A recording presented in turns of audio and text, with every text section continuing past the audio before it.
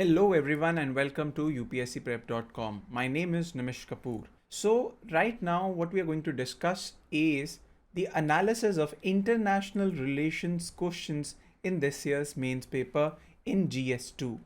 So we'll go into what was the weightage, what kind of difficulty level were the questions, and also looking into each and every question. What was the demand of the question? How it needed to be approached? We'll discuss it all.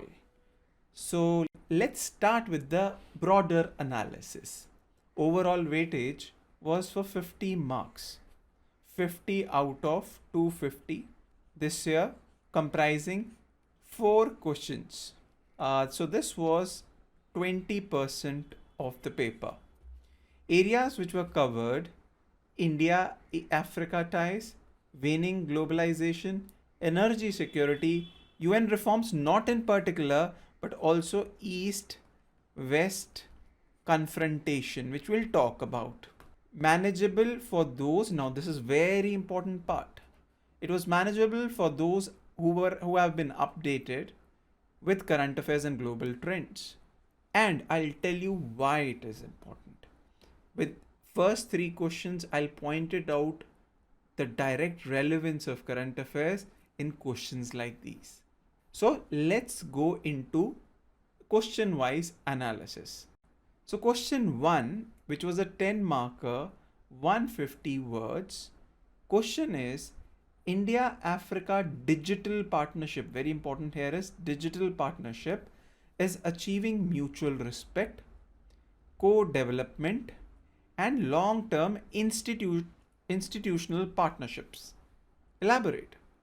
Now it is not just India-Africa partnership, it is India-Africa digital partnership.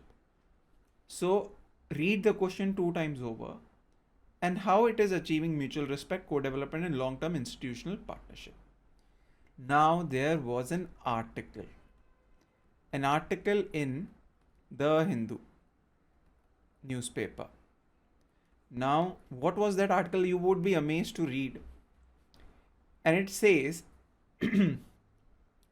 time for new India-Africa Digital Compact.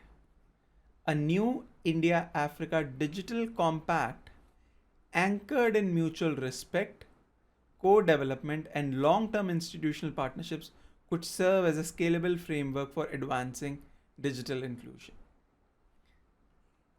Isn't it exactly the same thing? So how current affairs becomes such an important tool for specifically international relations. Now this was an article which was published in the Hindu on May 26, 2025. This topic pertains to bilateral, regional, global groupings and agreements involving India and or affects India's interests. So this is more of a regional grouping, India with Africa. It also was important why it came India-Africa. Primary reason, 2023 G20 summit, India championed the entry of G20 into G20, African Union into G20. Secondly, Prime Minister visit particularly to Namibia last year, where the discussion on this digital partnership also occurred. Very importantly, India has also been championing the cause for Global South. So this wasn't just quite unexpected, it was on expected lines. Difficulty, I'd say, given the fact that it was particularly focused on digital partnership, it makes it little medium to hard because of lack of examples. Lack of examples could be the biggest challenge. Now, how does one approach it? So approach an introduction about how India-Africa Digital Partnership is an evolving collaboration that goes beyond the traditional India's aid or traditional trade, now emphasizing on technology-driven cooperation, aligned with the African Union digital transformation strategy, which they have laid out. A good introduction, a basic introduction, a one-liner, then going into core part because it's 150 words. Now we have 3 areas where we need to look into. Approach key themes: mutual respect, co-development, and long-term institutional partnership. How these India-Africa digital partnership is working in these areas. Firstly, mutual respect. You can explain how the partnership is based on respect for African sovereignty, mutual respect, and priorities, contrasting with exploitative or donor recipient models. It is not extracting their resources like what China does. It respects Africa's sovereignty and their priorities. This digital partnership is not about that we want your resources and we'll provide you with money. Examples include India's capacity building initiatives, concessional lines of credit, and major projects like Pan African e network. Now, within this, if you would have read it, a repeated focus was on how, under this network, India was providing telemedicine and teleeducation. Highlight India's approach of technology sharing adapted to African context and local ownership. With respect to co-development, illustrate shared innovation efforts, especially as the adoption of India's digital public infrastructure by African countries. This is co-development, like Aadhaar, UPI, Diksha. Discuss the collaborations in digital ID systems, payment platforms, agri-tech using AI and drones, and growing startup ecosystem where African and Indian firms co-create technology solutions tailored to local needs. Then long-term institutional partnerships talk about training programs under iTech, setting up of campus of IIT Madras in Zanzibar for AI and data science education, and joint participation in global forums like G20, Smart Africa Alliance. So this is how you could go forward with it. Now, a prerequisite certainly becomes current affairs. You cannot just rely on your understanding of past of India-Africa relations. Current affairs is the key because these are the newer areas of cooperation. So this is how you could have approached this question. So at the end, we can talk about challenges and way forward. Briefly mention challenges such as so it is not just all rosy picture. There is Africa's digital divide because of still a lot of areas do not have access to digital infrastructure. There is infrastructure gaps, high cost of digital access. Suggest continued cooperation aimed at affordable, inclusive digital infrastructure expansion, energy solutions, and regulatory support. You can also talk about companies like Airtel, whose operations are in more than 14 countries, providing connectivity services in these African countries. So this is how you approach this question. The second question in a 10-marker category was with the waning of globalization. With the waning of globalization, that is reduction in globalization or gradual moving away from globalization, post-Cold War era, that is after 1990, world is becoming a site of sovereign nationalism. Now, there are multiple keywords: globalization, post-Cold War era, and sovereign nationalism. Now, why this question? Why? So, very easy question if you just simplify it. That as the globalization, we've seen that there is a pressure on in terms of there is reduction in globalization because of the activities like post-Cold War world countries have started focusing on their own personal sovereign interests. We have to discuss on that. A very clear cut what we've been reading regularly in newspaper. Trump's tariffs have shaken the foundation of globalization. What is this waning of globalization? So we've read about US President Donald Trump's tariffs fuel uncertainty, disrupt international trade, unsettle the very foundation of globalization. But what exactly is globalization, how it has evolved into the force today? So, there have been articles. So what I've picked up is an Indian Express article, which in April, but this is continuously in news. So this has a huge current relevance. The question wording might be difficult, but if you read the question 2 times over, it's a very easy question. So this syllabus topic is effect of policies and politics of developed and developing countries on India's interests. So difficulty level, easy to medium. Now what should be the approach? Firstly, define globalization and its peak characteristics post-Cold War. Then briefly explain the concept of sovereign nationalism. Emphasis of national sovereignty is there, identity and self-determination. Then state the thesis, how the decline or complexity. After defining these two, you focus how the decline or complexity of globalization in post-Cold War era has led to resurgence of sovereign nationalism. Okay. Now what we've gone into, let's see, historical context. Describe the post-Cold War world order. Like liberal internationalism came up, economic integration, which we've seen, multilateral institutional mechanisms like WTO, etc. Highlight the optimistic view of globalization as a force of peace, economic growth, and cooperation. Then explain the waning of globalization, recent challenges, economic crisis, trade tensions, technology disruptions, pandemic impacts, geopolitical rivalries. These are the areas I expect you to go into, and mention how globalization is no longer a linear or uniformly accepted. Fragmentation and retrenchment have emerged. You talk about Brexit, it's very common. US-China trade war, protectionist policies, US tariff war, or you can talk about even the CBAM in the name of, it is a protectionist measure taken by Europe as well. So rise of sovereign nationalism. Explain how perceived threats or limitation of globalization have fueled sovereign nationalism.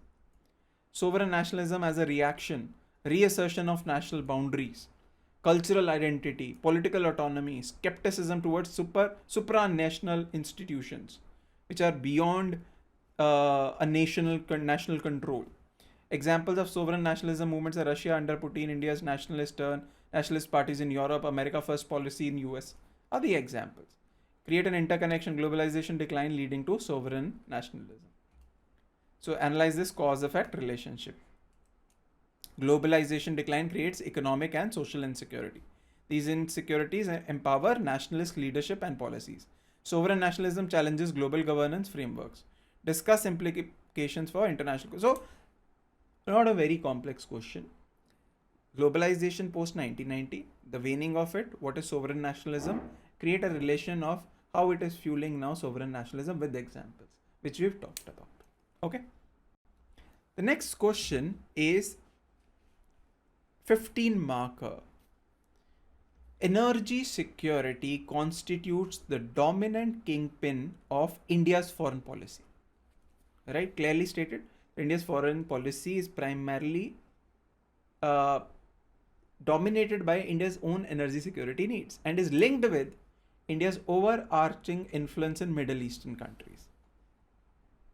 How would you integrate energy security with India's foreign policy trajectories in coming years? Now it has two aspects. We'll understand how do we look at it, we'll look at it. But then there was a money control article I came across, very nice. Now Sanjeev Sanyal, who's the Prime Minister's Economic Advisory Council member and former principal economic advisor to the Ministry of Finance, he had talked about India needs 4-pronged strategy for energy security. Need for renewables, domestic finds. So second part of your question is somewhat related with this article. So question again, effect of policies and politics of development in developing countries on India's interest and India and its neighborhood given the Middle East region. Easy to medium in nature because that you have to talk about energy constitutes, how it constitutes India's foreign policy and is linked with its influence in Middle Eastern region. You have to talk about it. So demand is, the question asks for an outline approach to integrate energy security with India's foreign policy trajectories, given that energy security is the dominant foundation of India's foreign policy and is tied with its influence in Middle East. The approach should cover how India can link and align its energy needs with geopolitical, economic and diplomatic strategies in coming years. Understood? Now introduction. State India's high dependence on imports for oil and natural gas. So India imports nearly 90% from abroad, but Middle East region over 80%. Now it has somewhat reduced lately after Russian imports, but natural gas mainly from Middle East. Natural gas, yes, you know Qatar, from where we import the highest. So LNG, crude, we import a lot from Middle East. Emphasize energy security as core driver and kingpin of India's foreign policy. That given the kind of imports and the relations we need to maintain, India's energy is directly related with the relation with which we have with Middle East countries. Note the strategic linkage between India's influence in Middle East and its energy needs. So what is the importance of energy security in foreign policy? Explain how energy security shapes India's diplomatic relation with Middle Eastern, Saudi, UAE, Iraq. Discuss the role of hydrocarbon dependence, diaspora ties, and remittances from Gulf countries. This is very important. And remittances from Gulf countries and India's geopolitical leverage in West Asia. After we do that, now what are the integrative policy approaches which India should have? Now we have defined the first part of the question. The second part is that how do we now in future, in coming years, adapt to it, the India's energy needs and its foreign policy, a diversification of energy partners and sources. We can talk about that recently from 28 countries, India has diversified its crude oil basket of 40 countries. Reduce Middle East oil dependence by expanding imports from Russia, US, Africa, Latin America. Develop strategic partnership with long-term contracts beyond hydrocarbons. Then strategic investments and co-development in Middle East. Promote Indian public sector and private investments in upstream oil and gas assets in Gulf countries. Encourage joint ventures in renewable energy, green energy, and refining capacities in Middle East. Then maritime and supply chain security, very important. Strengthen naval presence to secure critical energy routes like Strait of Hormuz. Leverage corridors like India, Middle East, Europe Economic Corridor and ports like Chabahar. In renewable energy, diplomacy and technology transfer, we'll talk about collaborate on green hydrogen, renewables with Gulf countries, aligning with India's net zero goals. Engage in international platforms like ISA. We can also talk about the way India is also trying to diversify its energy needs through opening its sector, nuclear sector, to private firms and trying to procure small modular reactors. Geopolitical balancing. Use energy diplomacy to maintain balanced relations between rival Middle Eastern powers like Iran, Saudi Arabia.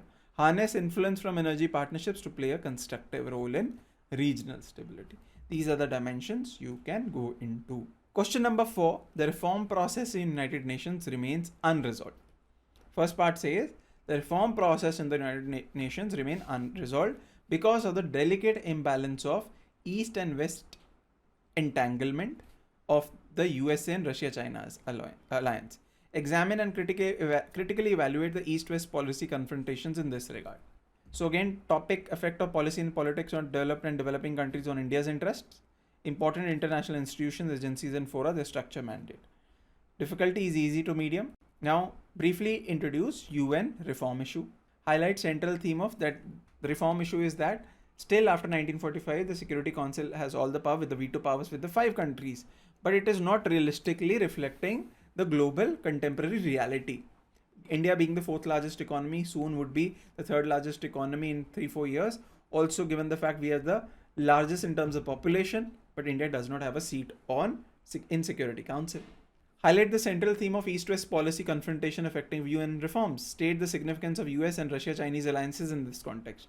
Like there are various issues, global issues which are brought in UN Security Council given the fact that the UN Security Council is divided into two East-West alliances like US, UK and France on the one side and Russia and China today on the other side usually use veto to not let any kind of resolution or action to be taken.